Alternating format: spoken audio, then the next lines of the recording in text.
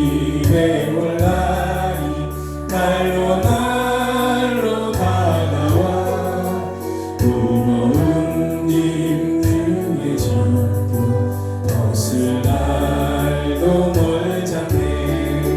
나를 위해 예비하신 고향집에 돌아가 아버지의 품 안에서 영원토록 살리라. 아멘. 몸도 연약하나 새 힘받아 살았네. 물붓듯이 부으시는 주의 내 조카다. 아멘.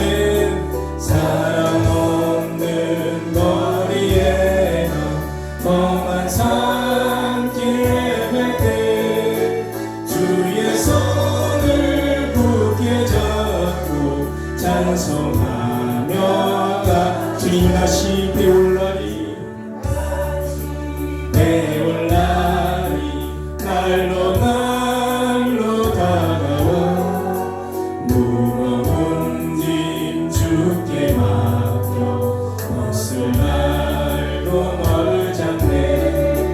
나를 위해 예비하신 고향집에 돌아가 아버지의 품 안에 영원토록 살리라 살리라. 아멘. 주 안에 있는 나에게 난 근심이 있으랴.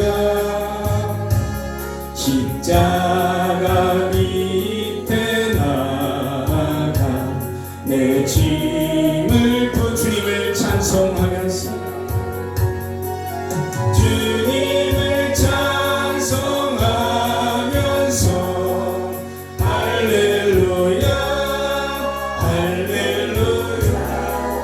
내 앞길 멀고 험해도 나 주님만 따라가. 그 두려움이 변하여 그 두려움이 변하여 내 기도 되어 전날의 한숨 전날의 한숨 변하여 내 노래를 주님을 찬송합니다. 주님을 찬송하면서 할렐루야 할렐루야. 내 앞길 멀고 험해도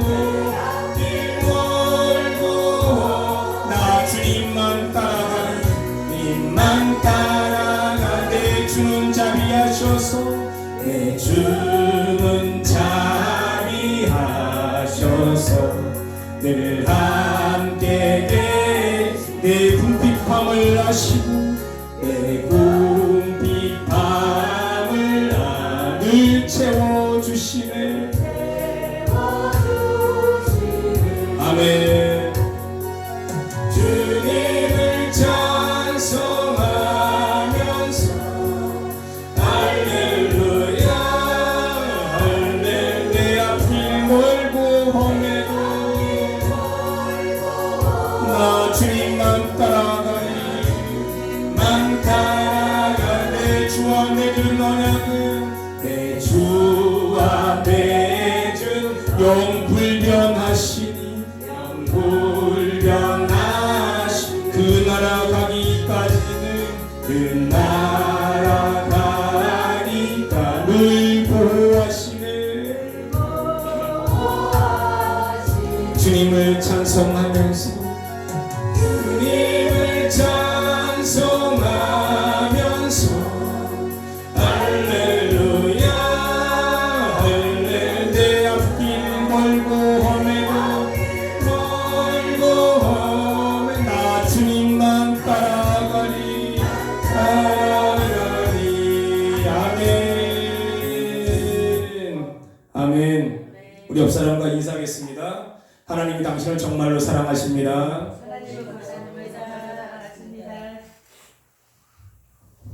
시간이 얼마 안 남았습니다. 그래서 간증은 짧게 하겠습니다.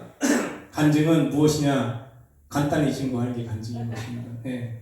오늘 말씀 보겠습니다. 말씀은 전도서 11장 9절에서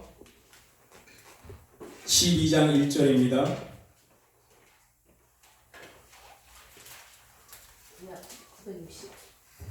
예, 958페이지, 구약성경 958페이지입니다.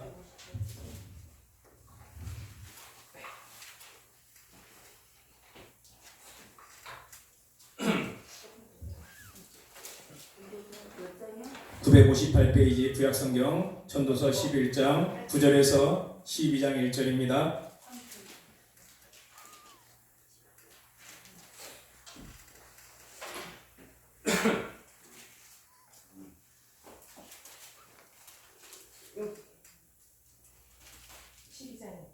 (12장 1절입니다)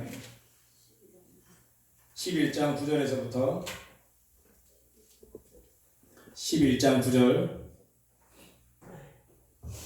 네, 찾으셨으면 우리 같이 한번 합독하도록 하겠습니다. 11장 9절 시작. 청년이여, 내 어린 때를 즐거워하며 내 청년의 날들을 마음에 기뻐하여 마음에 원하는 길들과 내 눈에 보이는 대로 행하라. 그러나 하나님이 이 모든 일로 말미암아 너를 심판하실 줄 알라. 그런즉 근심이 내 마음에서 떠나게 하며 악이 내 몸에서 물러가게 하라. 어릴 때와 검은 머리 시절이 다 헛되니라. 너는 청년의 때에 너희 창조주를 기억하라. 곧 공부한 날이 이르기 전에 나는 아무 낙이 없다고 할 해들이 가깝기 전에. 아멘. 우리 7절 8절 한번 읽어보겠습니다. 12장 7절 8절 시작. 흙은 여전히 땅으로 돌아가고 영은 그것을 주신 하나님께로 돌아가기 전에 기억하라. 전도자가 이르되 헛되고 헛되거든 모든 것이 헛되도다. 우리 13절 14절 한번 읽겠습니다. 시작. 이래 결국을 다 들었으니 하나님을 경외하고 그의 명령들을 지킬지어다. 이것이 모든 사람의 본분이니라. 하나님은 모든 행위와 모든 은밀한 일을 선악간에 심판하시리라. 아멘. 제가 어느 날 걸어가는데 어떤 분이 따라오시더라고요. 따라오시면서 혹시 도를 아십니까? 이렇게 물어보시더라고요. 여러분들 만나보셨죠? 네. 도를 아십니까? 그래서 제가 뭐라고 했겠습니까? 저도 도인입니다. 이렇게 얘기했습니다. 그러니까 정말 도인이십니까? 이렇게 무슨 저는 그리스도인입니다. 이렇게 예수님을 열심히 믿으세요. 이렇게 말씀해드렸어요. 다시는 안 오시더라고요. 그분이. 우리는 정말 그리스도인인 줄로 믿습니다. 예, 우리는 정말 진짜 그리스도인인 줄로 믿습니다. 옆 사람한테 인사하겠습니다. 당신은 정말 그리스도인입니다. 예, 우리는 정말 그리스도의 도인같이 살아야 되는 것입니다. 우리는 세상의 도하고는 차원이 다른 도가 있습니다. 바로 그리스도인데 왜 영원한 곳에 가서 영원히 주님과 함께 행복하게 살만한 그 도는 그리스도밖에 없는 줄로 믿습니다. 세상 어떤 도와도 비교할 수 없는 자부심을 가지시기 바랍니다. 우리는 그리스도인인 것입니다. 어디 가서도 누가 말해도 저는 그리스도인이라고 자신있게 말씀하셨으면 좋겠습니다. 네. 오늘 보게 되면 12장 1절에 보게 되면 너희 청년의 때에 너희 창조주를 기억하라 이렇게 했습니다. 그렇습니다. 그리고 11장 9절에 보게 되면 맨 마지막에 뭐라고 했냐면 너희 어릴 때와 검은 머리 시절이 다 헛되다 이렇게 얘기했습니다. 우리는 젊은 시절에서 뭔가 세상을 위해 살고 싶었는데 주님은 젊은 시절과 검은 머리 시절이 헛되다는 것입니다. 그래서 우리가 한 살이라도 젊을 때 예수님을 영접을 하고 예수님의 뜻 가운데 살아야 된다는 것입니다. 이 전도자가 말하는 것은 너희가 이게 12절 쭉 나온 내용들은 뭐냐면 나이가 먹어서 이도 아프고 몸도 걷지도 못하고 굉장히 어려운 날이 오기 전에 한 살이라도 젊고 예배를 참석할 수 있을 때 조금이라도 더 주님을 알아가라는 것입니다. 이게 전도자의 오늘 말씀인 것입니다. 어려운 것이 하나도 없죠. 그런데 12장 7절에 보게 되면 흙은 여전히 땅으로 돌아가고 영은 그것을 주신 하나님께로 돌아가기 전에 기억을 하라는 것입니다. 우리의 사람은 흙으로 만들어졌고 주님께서 생기를 훅 불어넣어서 생명이 된 것입니다. 그래서 몸은 땅으로 들어가지만 우리 영혼은 하늘로 가는 것입니다. 우리가 이 땅에서 어떻게 사느냐에 따라서 예수 그리스도를 믿었고 선하게 살았으면 그 선한 일을 행한 사람은 생명의 부활로, 악한 자는 심판의 부활로 나오는 것입니다. 그래서 우리의 삶이 여기서 말하는 8절에 보면은 전도자가 이르되 헛되고 모든 것이 헛되다는 것입니다. 검은 머리 시절이 다 헛된 겁니다. 우리는 젊은 날 너무너무 머리가 하얗고 머리가 감았고 그 다음에 얼굴이 여자분들은 좀 예쁘게 생기고 정말 죽을 때가 좋은 것 같은데 주님께서 볼 때는 그런 것들이 헛되다는 것입니다. 뭐가 제일 중요한 겁니까? 예수 그리스도를 아는 것이 가장 중요한 것입니다. 젊었을 때 예수 그리스도를 알면 너무나 좋고 하지만 나이가 먹었다고 해도 하루라도 더 먼저 예수 그리스도를 아는 것이 가장 복된 줄로 믿습니다. 그것이 우리의 삶에 가장 중요한 것입니다. 어떤 것이 더 있겠습니까? 제가 우리 할머니 얘기를 잠깐 하자면 할머니는 90에 예수님을 영접을 하고 98세까지 사셨습니다. 90에 예수님을 영접을 했는데 병원에 가니까 어느 날 병원에서 불러요. 할머니가 돌아가시게 됐으니까 빨리 와서 마지막 임종을 보라는 거예요. 갔더니 온 식구들이 다 모여있고 할머니를 이제 신천으로 덮으려고 하는 거죠. 90을 먹은 할머니를 덮으려고 했는데 그때 제가 예수를 믿은 지 얼마 안 됐을 때였는데 하나님 우리 할머니를 반드시 살려주세요. 예수님을 믿고 들어가게 해주세요. 계속 기도했는데 이 덮으려고 하는 할머니가 안 들어가시는 거예요. 3일 동안 안 들어가시는 바람에 그 할머니가 안 들어가셨어요. 그래서 이모들이 집에 모시고 가서 할머니를 봉양을 했는데 할머니가 사람도 못 알아보고 화장실도 못 가고 막 이러고 있는 거예요. 그래서 제가 그때 예수 믿은 지 제가 3년 됐을 때입니다. 이모 제가 할머니를 데려가겠습니다. 할머니를 그러니까 이모가 야, 너가 어떻게 모시겠냐. 제가 데려간다고 할머니를 모시고 와서 할머니 귀에다가 보청기를 끼우고 날마다 얘기를 하는 거예요. 할머니 이 온 땅은 하나님께서 만드셨습니다. 할머니가 믿으세요.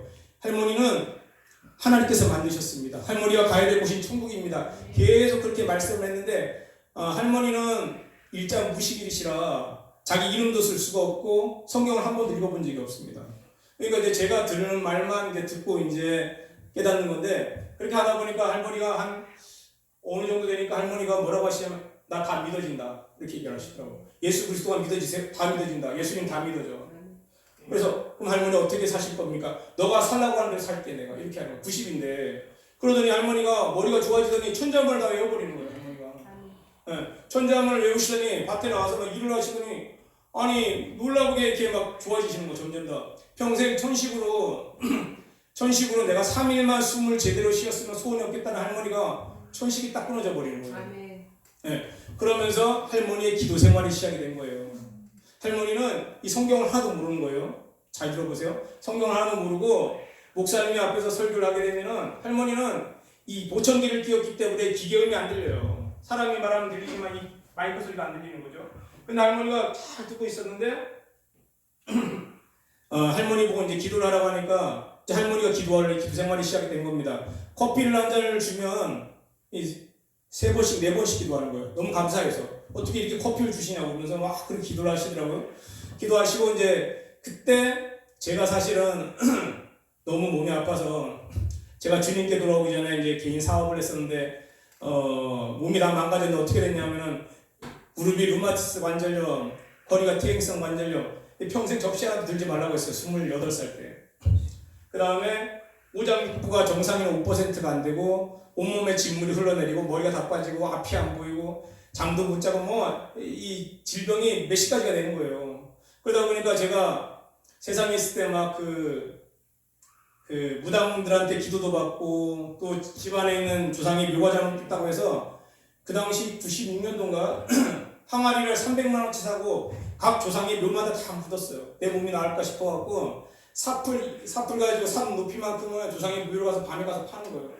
사람들이 얼마나 이상하다 하겠어요. 그러니까 사람들 오면 숨었다가 파고 이만한 항아리를 조상의 묘마다 다 묻었어요. 할아버지, 할머니, 외할아버지 뭐 다 묻었죠.